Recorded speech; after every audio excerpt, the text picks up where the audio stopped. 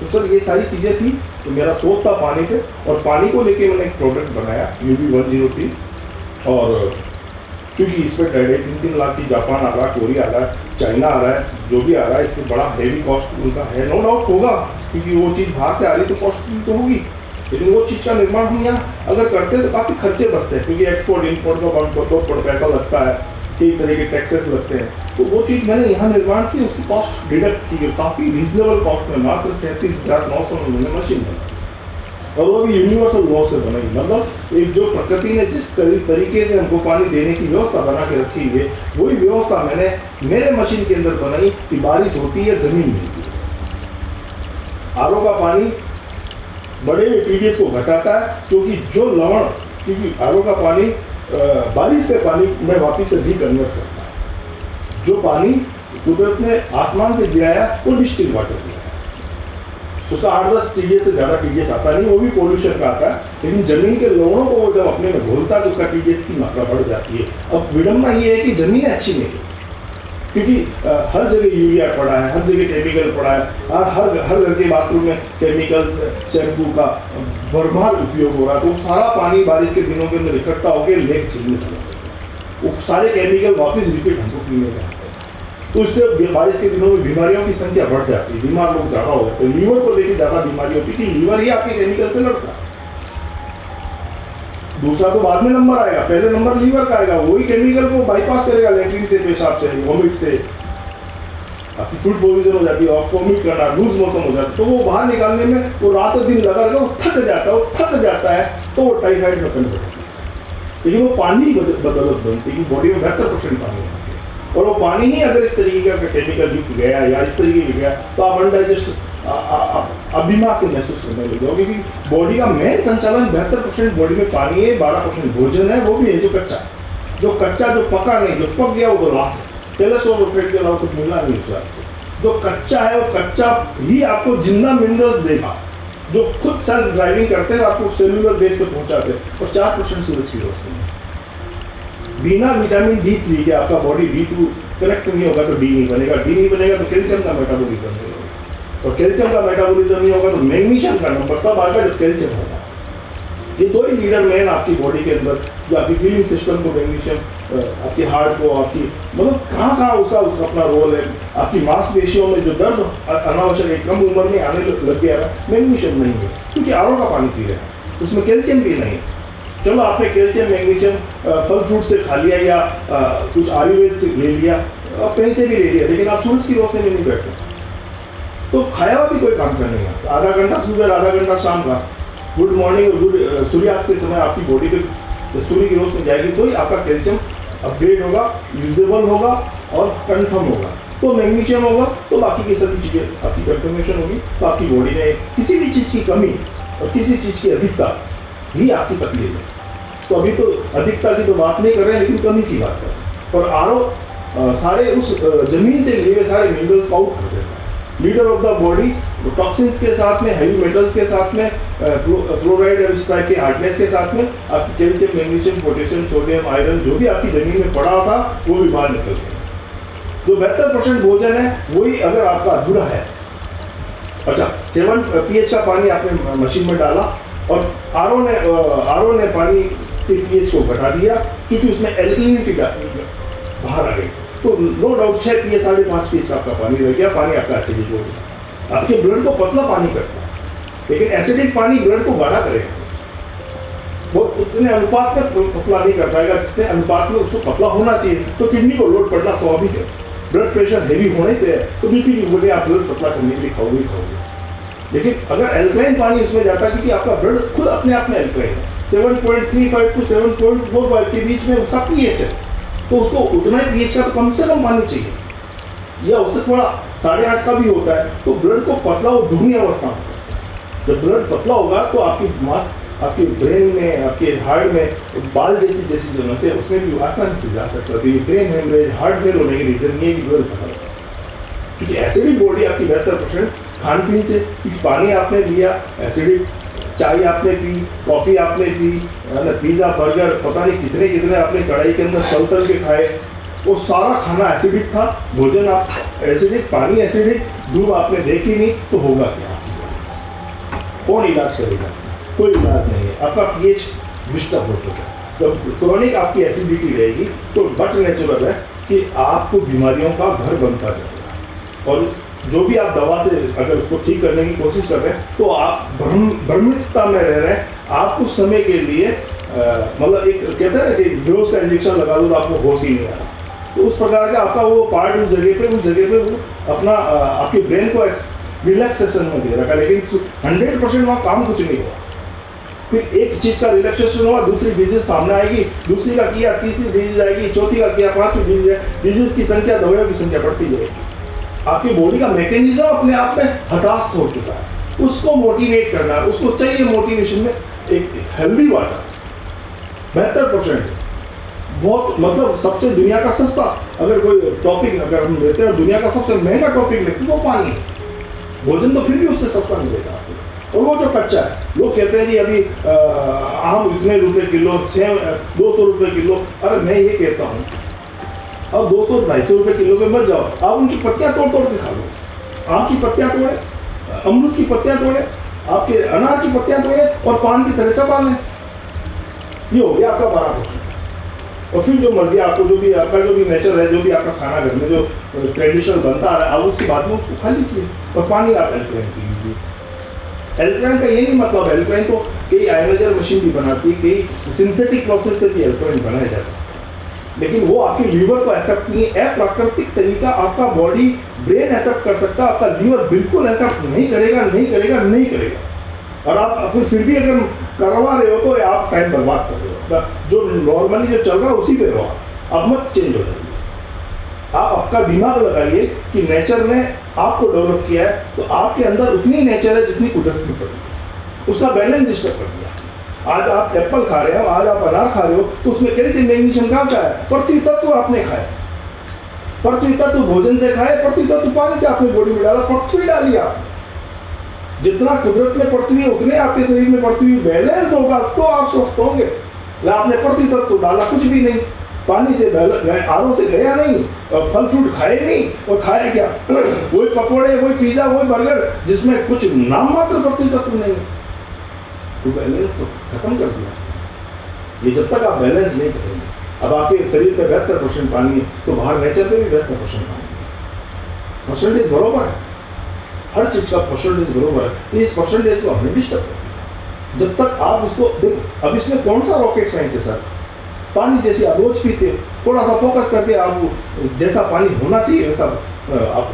आज तो यूट्यूब आ गया है, इतने ज्ञान देने वाले यूट्यूब चैनल पे बैठे हैं, हर भाषा में ज्ञान दे सकते हैं। थोड़ा कॉमन सेंस ही तो आपको जोड़ना है, आपका ध्यान थोड़ा सा इधर लगाना है और डिसीजन लेना और अपने आप को बदलना, बस इतना सा बात है। और भोजन में आप जाएंगे तो आपको भोजन के पहले 12 बजे के पहले आपको कुछ अच्छा खाना चाहिए, जिससे आपकी बॉडी के अंदर एक नेचुरल मिनरल्स जो जिंदा है, जो ड्राइवर है, वो जा सकते हैं। सूर्यास्त के बाद में आपको कोई भी फल तरकारी या कुछ नहीं खाना चाहिए, क्योंकि क्या होता है ना कि ये जो अंदर जो आपका कैल्शियम मैग्नीशियम है ना, इनको सूर्य की रोशनी में दिखता है आपकी बॉडी की ड्राइविंग करने में।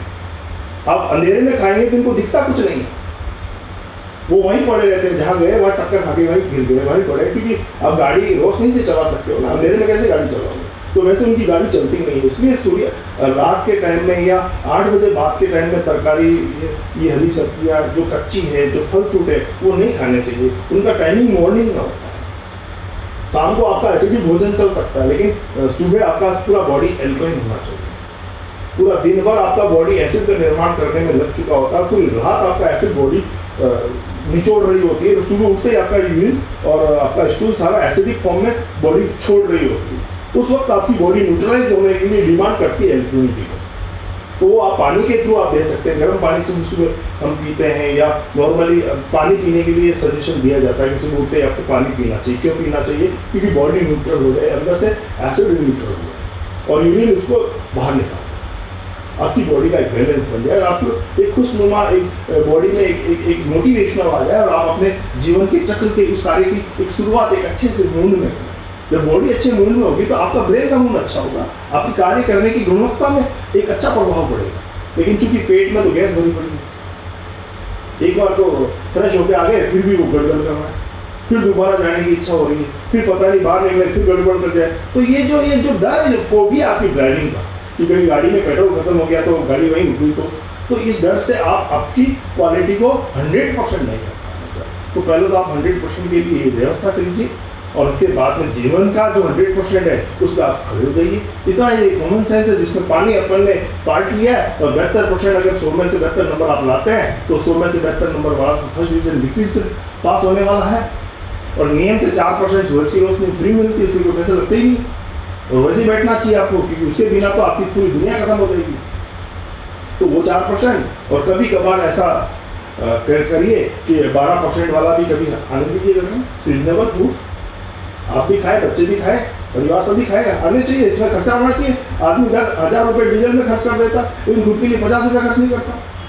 गाड़ी को देसी घी खिला रहा तो खुद के लिए कोई असर न पता। तो ये थोड़ा सा हमें अपने में आना होगा और अपनों को जिंदा, क्योंकि हमारा भविष्य हम दवाइयों पे सर, हम स्वस्थ पैदा होते हैं और एल्कलाइन पैदा होते हैं, मर रहे तब ऐसे भी होगे ना, यही बुढ़ापा, यही चक्र है।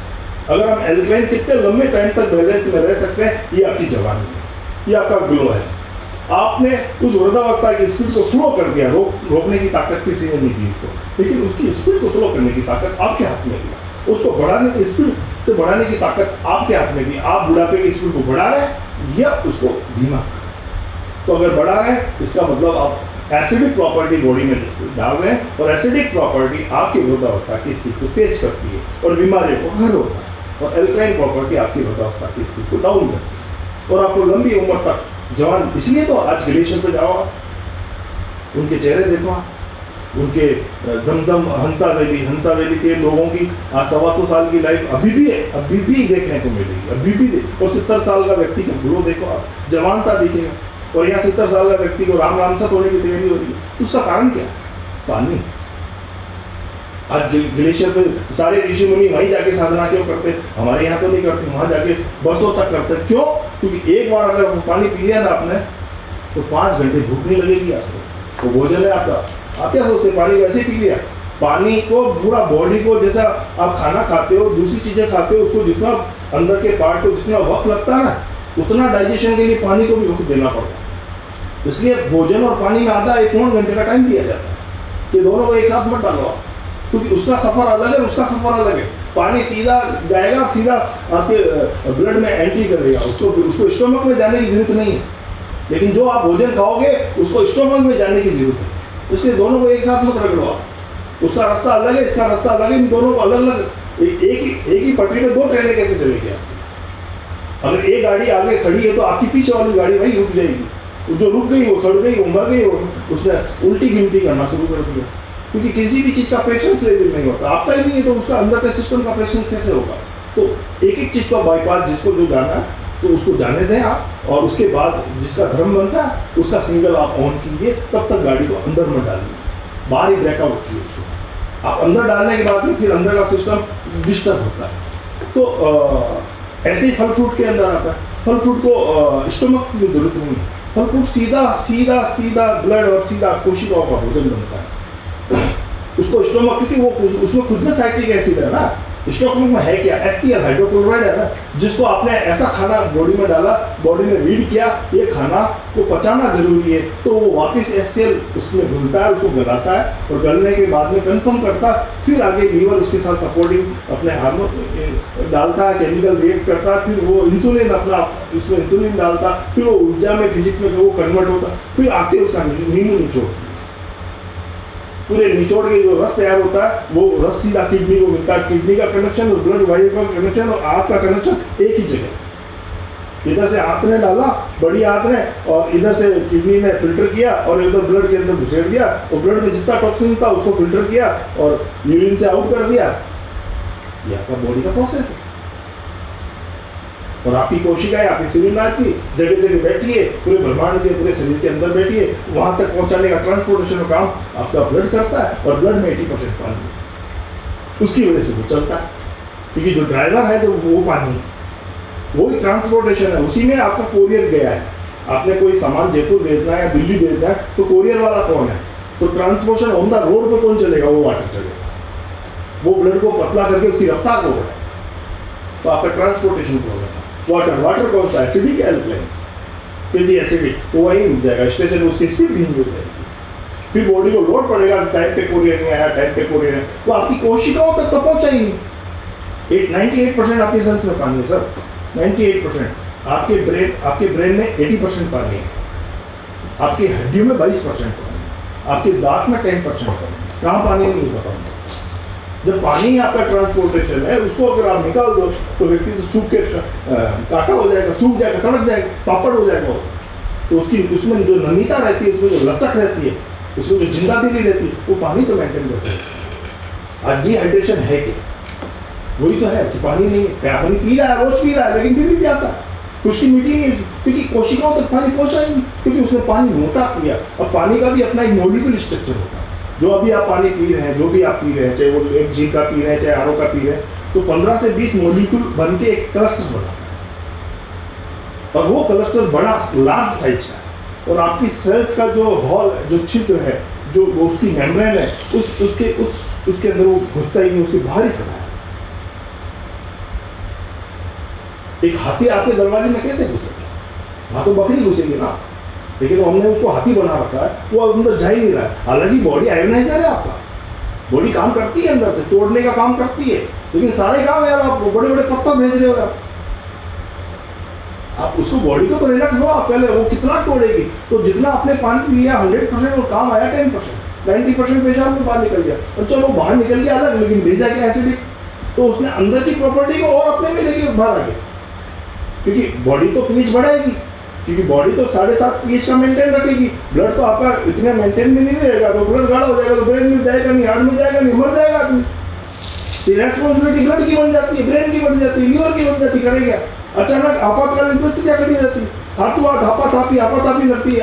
आईसीयू वार्ड में कैसे कोई एक्सीडेंटल केस आता है तो डॉक्टर सब काम छोड़ के लग जाता है डिसीजन लेने में, इसका ऑपरेशन करो। वैसे आपकी बॉडी में ऑपरेशन आए दिन चलता है, और उस आपातकाल में ब्लड पतला होने के लिए क्या करता है कि वो तुरंत, क्योंकि मालूम है अगर मैं गाढ़ा हो गया, किडनी में और ज़्यादा प्रेशर इससे ज़्यादा दे दिया तो ये नस फट जाएगी, इसकी ये हार्ट फेल हो जाएगा। तो तुरंत अपने ब्लड को न्यूट्रल करने के लिए, अपने पीएच को बैलेंस करने के लिए, वो जहाँ से जुड़ी हुई है, वो कहाँ से जुड़ी, बड़ी हाथ से जुड़ी हुई है। बड़ी हाथ के अंदर आपकी बॉडी में पीएच बैलेंस रखने के लिए एल्कलाइन तत्व बनते हैं, जो उस बैलेंस को बनाते हैं, उस एल्कलाइन तत्वों को उठाता है ब्लड, और एल्कलाइन तत्वों की हड्डी के अंदर एल्कलाइन तत्वों को भी उठाता है, एल्कलाइन तत्व बनाने वाले उन व्यवस्थापक को भी उठा देता है। चल अभी तो तू भी चलो, और चल के क्या उसका पीएच का वो बैलेंस इंस्टेंट उसको करना उसका धर्म बनता है। मिनट और सेकंड का भी टाइम नहीं है उसके पास, वो करके आपको जिंदा रखता है। अब जिंदा तो हो, लेकिन बार बार वहाँ से आप एल्कलाइन उठाते जाओगे, खड्डा कर दिया आपने, पूरा पहाड़ गायब कर दिया वहाँ से, और पहाड़ गायब कर दिया तो वहाँ पे एल्कलाइन बनाने वाले गायब, तो एसिड और वो अल्सर बन गया। यार कुछ खाते हैं, जलन होती है, बहुत खतरनाक जलन हो रही है, वो जलन हो क्यों रही है? वो अल्सर हो गया। अल्सर कहते हैं कि इसको वहाँ एसिडिक माहौल ज़्यादा हो गया। और कैंसर का डेफिनेशन क्या है? क्रोनिक एसिडिटी कैंसर में कन्वर्ट होगी, कैंसर की यहाँ ही आप लोग। अब वह कॉमन सेंस क्या है यार, जहाँ आपने जितना आपने एसिड डाला है, अब यार एल्कलाइन डाल के इसको बैलेंस तो कर लो। और एल्कलाइन मिलेगा कहाँ से? पानी से, भोजन से। अब दवाइयों में आप एल्कलाइन ढूंढने जाओगे तो कहाँ से मिलेगा? क्योंकि लीवर अप्राकृतिक चीजों को एक्सेप्ट करता ही नहीं। तो प्रकृति में कहाँ का एल्कलिनिटी पड़ी है, वो उठाओ, जो बॉडी को बैलेंस करती है वो आपको पियो, उसमें पानी अपना एक टॉपिक है।